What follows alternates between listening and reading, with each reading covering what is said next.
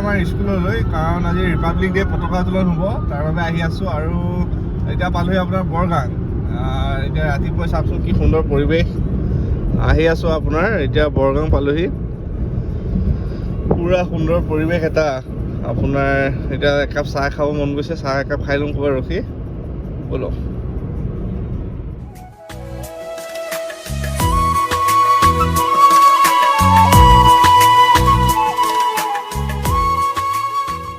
দেখিছে সেউজীয়া যে হৈ আছে এইখিনি আপোনাৰ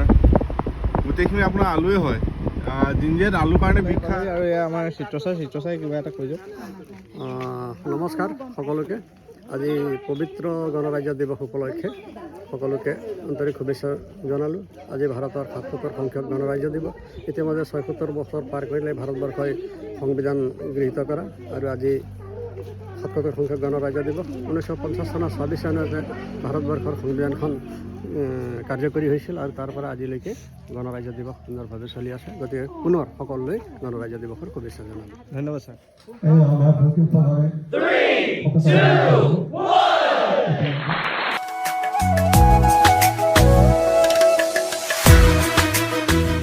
আপোনাৰ পালোহি বৰগাং স্কুল গ'লোঁ স্কুলৰ পৰা আহি পেলাই আকৌ বৰগাঙত ৰখিছোঁ অলপ কিবা এটা খাই লওঁ বুলি ইয়াতে ৰখিলোঁ এখন নতুনকৈ খুলিছে গাং মৌ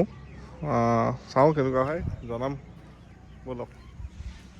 আৰু ইয়াত ফটো উঠিব পাৰি ধুনীয়াকৈ লেখা আছে বৰগাং বুলি আই লাভ বৰগাং আৰু এইফালে যেনেকৈ আমাৰ এশিঙীয়া গড় আৰু ধুনীয়া লাগিছে ফ্ৰণ্টৰ ষ্টাইলটো চব কি ধুনীয়া গোটেই বাঁহৰে বনাইছে খাই আছোঁ আপোনাৰ বৰ ধুনীয়া বনাইছে ভাল লাগিছে আহিব আপোনালোকৰ সকলো ধুনীয়াকৈ ৰুটি এইফালে আছে মাংস আৰু এইফালে আছে আপোনাৰ এয়া ঠিক আছে খাওঁ ওলালোঁ খানা ধুনীয়া হৈছে একদম বহুত টেষ্টি বনাইছে খানা ন' কমপ্লেইন মানে মই ভাল পাইছোঁ বুলি কৈ থৈ আহিছোঁ আপোনালোকো আহিব